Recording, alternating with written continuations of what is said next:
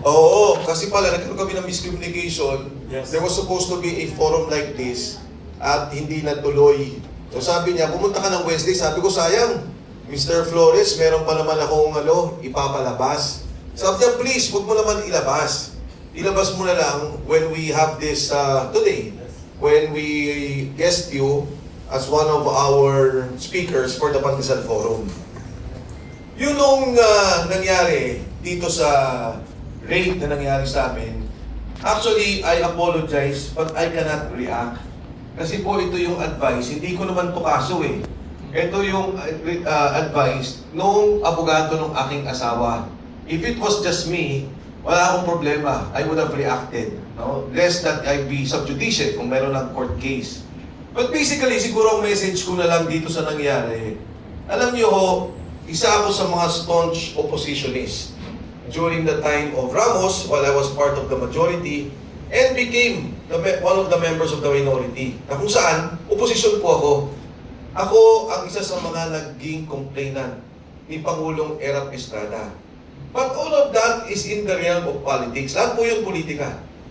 Wala kang makikita ginagamit ang mga ahensya ng gobyerno, itinututok sa isang tao, ginagamit ang mga kawani ng armadong serbisyo katulad ng NBI at police para manggabit ng tao. Kasama na dyan ang BIR, kasama na ibang ahensya ng gobyerno. Kasi politika ho yan. Ang masama ay kung ang isang tao gagamit ng armas, mag-uudyok na gumamit ng armas para patalsikin ang isang presidente o ang isang gobyerno.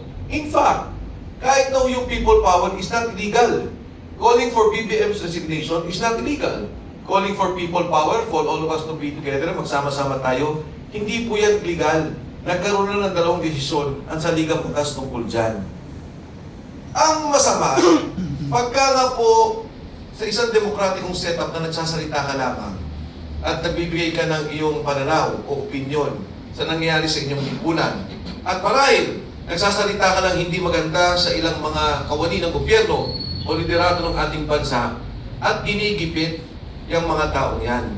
Kinakasuhan yung mga taong yan. Yan po ang hindi maganda. Katunayan, sinabi ko nga sa kanila, alam niyo nung panahon ni Erap, bagamat ang isa po sa programa ng impeachment, matapos ang impeachment, ako ang una niyang kausap. Ako ang nag-ayos para ilipat siya sa veterans. Ako din ang nag-ayos para magkaroon siya ng hospital arrest. At that time, nag-uusap kami ni Pangulong Erap pagka meron siya pangangailangan. Namatayan siya, kailangan niya lumabas, kailangan niya lumipat, may kailangan siyang puntahan, kailangan apurbahan mo yun eh. And I was the one assisting. And during the last months of the term of President Gloria Macapagal Arroyo, ako po kasama ang ilang liderato sa simbahan ang nag-ayos ng kanyang absolute pardon. Oo. Kasi, yan naman ay nasa larangan ng politika. At bilang pagrespeto na dati siyang Pangulo ng ating bansa, bilang pagrespeto, hindi naman namin kailangan magdiinan. Hindi naman namin kailangan magkipitan ng isa't isa. Ngayon o, sa hanay namin na Wilson, siguro lahat kami may kaso na eh. Kahapon lang nakatanggap ulit ako. 2 kaso na final ni former Secretary Anyo and former Senator Trillanes. 5 cases. Kaya kayo, pag nagla-live kayo sa akin ngayon, makakasama kayo sa mga filean. Kasi yun lang ang kaso ko. Nag-live ako nung magsalita yung 18 Marines. So, ang aking mensahe, alam niyo ho, ang mga tao nagsasalita at may nakikitang pagkakamali, hindi dapat ginigipit ng gobyerno. Lalo tigit ang kanilang pamilya. There are parameters in a fight. Kahit na saang gera, kahit na nga po sa totoong gera, may Geneva Protocol. Ang pamilya, ang pangkabuhayan, hindi sinasama ang mga taong hindi dapat isama. Ang dapat na awayan sa politika ay yung mali. And the government has all the resources.